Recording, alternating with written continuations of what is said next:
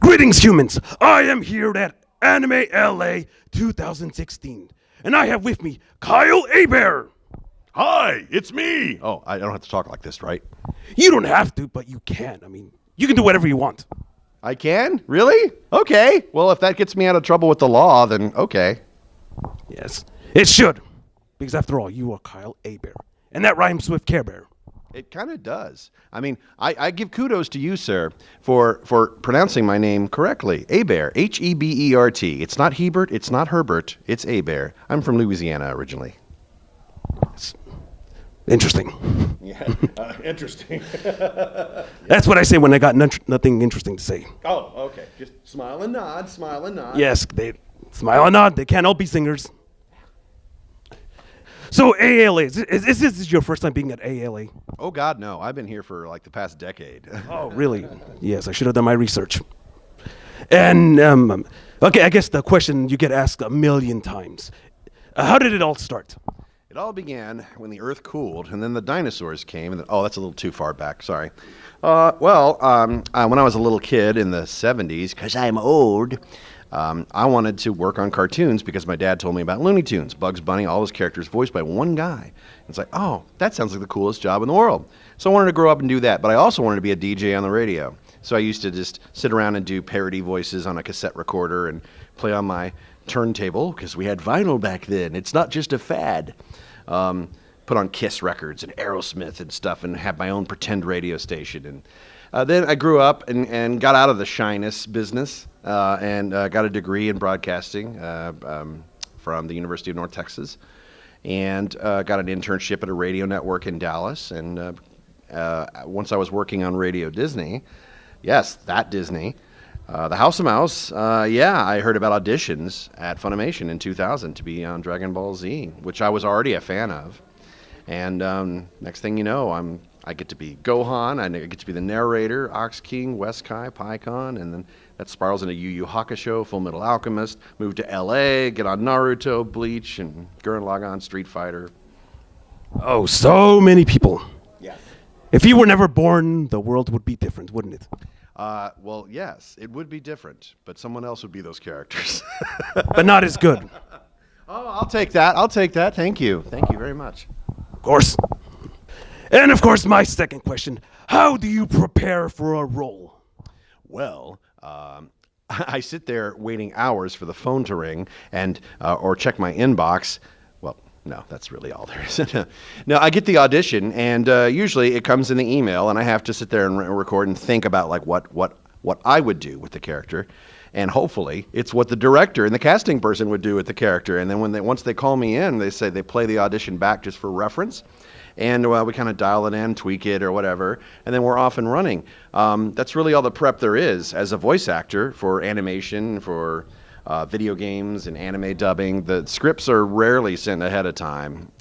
You don't get to keep them. There's no study or research or dry runs or rehearsals or anything like that. You go into the session completely cold. The director catches you up on what you'll be doing for the day, and then you're previewing each scene and then going along that way.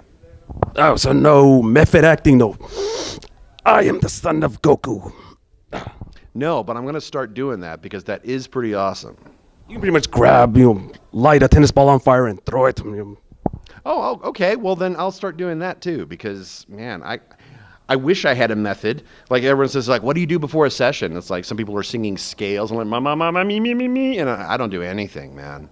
I just sit there and go, what's on Howard Stern today? Okay, another question. How do you usually pick roles? Well, here's the thing.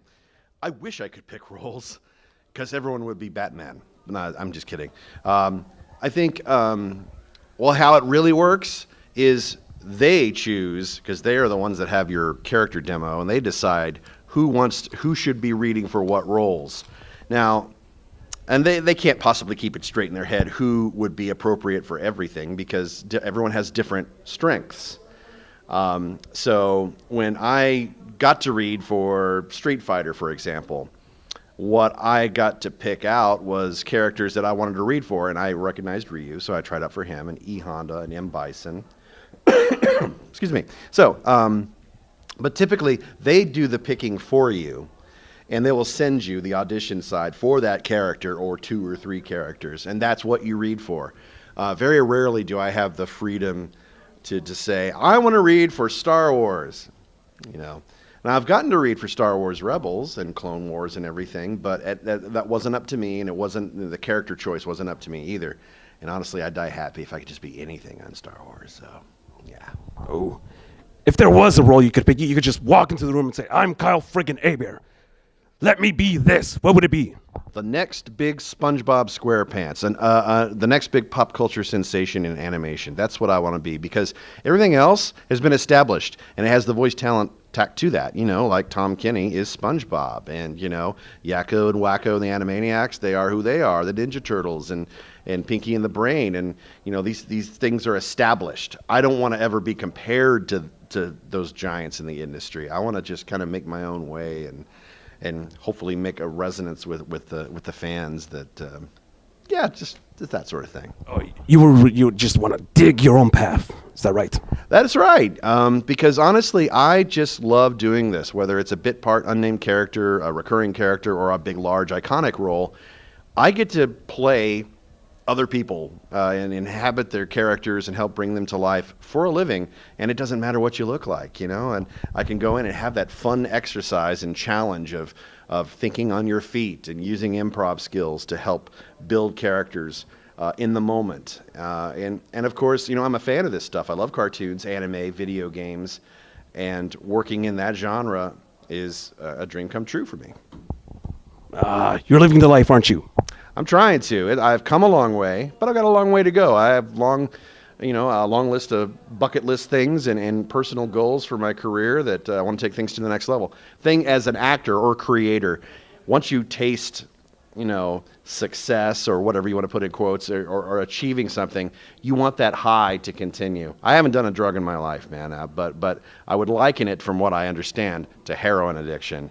You want to always maintain that high, and you spend the rest of your life trying to chase how awesome that feels. I wouldn't do that drug, but I totally understand the rush of people being on stage, doing theater or being a band and playing a concert, having that's like, wow, I'm reaching people, I'm entertaining them on some level, I'm helping them deal with their own personal struggles, with escapism, with entertainment.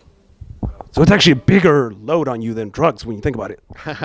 It's the coolest high of all, really. I mean, I'm doing something that I love and making a difference in someone's life, whether it's put a smile on their face or make them forget their troubles for just a few minutes. That's powerful stuff. Awesome. Our savior. No, not really. But I'll take actor, entertainer, something like that.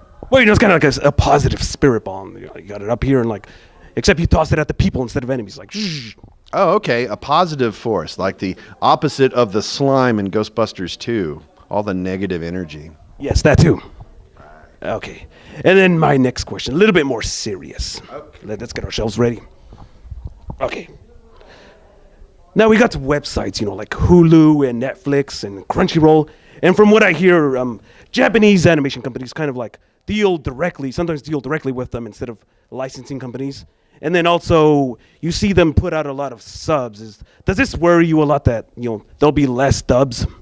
I don't think so. I think there's an audience for all of it. A majority of the people buying and downloading or buying, you know, the disc or and all that are people that watch TV, and they don't typically embrace the subtitle thing. That's more of a niche thing within the anime world. But I think all audiences will be served by that. When you have the Crunchyrolls and the Netflix and everything answering those things, when you can get a sub or dub version of the show, and I think that's fantastic. I think all audiences should be served. You should have a choice. And I think it's exciting. It's not intimidating at all. I think now's like the Wild West of it's the new frontier with the internet and making new distribution models and getting the content out there quicker to the fans instead of having to wait for years for a show to come out dubbed, for example, and whatnot. We're working, companies like Funimation have many of their shows like Psycho Pass come out at the same exact time as it does in Japanese. I think that is a key to the future. Oh, of course. Those dark days. Right. The days when piracy and torrenting literally closed the doors of many studios and people were like shaking in their boots going, is anime going to totally go away? It's come and gone in waves, but it always sticks there. And now more than ever, Comic-Con type conventions and anime conventions are sprouting up all over the place. There's multiple shows every weekend of the year somewhere on planet Earth. And I think that's a testament to the fans' love of all this genre, whether it's anime, manga, games, all that stuff. And we live and eat and breathe this culture. And with social media especially, it sends a message to the creators of this content that we want more, and they're gonna continue to meet that demand, I think. Excellent. And especially I'm glad that those days of 2 episodes on a VHS, I'm glad those are gone. It's like, me too. Now that it is cheaper than ever to be an anime fan now. If you think about it, a Crunchyroll subscription or a Funimation subscription, or even watching it with streaming ads for free or whatever, or buying season box sets. Way cheaper, and higher quality with Blu-ray most of the time. of course, Blu-ray. Get whatever he's watching on Blu-ray. Whatever he's in.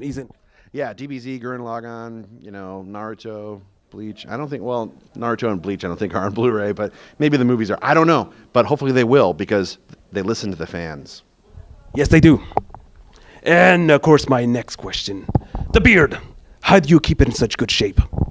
Sometimes you just have to manscape and all that. Yeah. Sometimes it gets a little bit out of hand. It starts growing every which direction, and that frightens me because I don't want a soup catcher. I think a good, well-sculpted beard is the key to life. I mean, I appreciate dudes with big old burly beards and everything. I just personally couldn't do that because I think it's just going to get itchy. It's just going to get in your soup. It's just going to be a problem at some point. I don't want that problem. And my fiance is like, yeah, keep it like this. This is good. Not too close, but not too bushy either. Just don't shave it off. Oh, so it's kind of like a bonsai tree, isn't it? Yeah, it's like a bonsai tree. Not too long, not too short, just there. Get the flow ready. It's your source of power, isn't it? Sure, yes, because ironically, God has a sense of humor. The follicles stop growing here, but start growing elsewhere in droves. So, yeah. And of course, with all this, I ask you, what's in the future for Kyle Hebert? Probably more auditions. I mean, what I do for a living, technically, is audition. I audition, I try to get more roles, and maybe 1 out of 50 gigs I might land.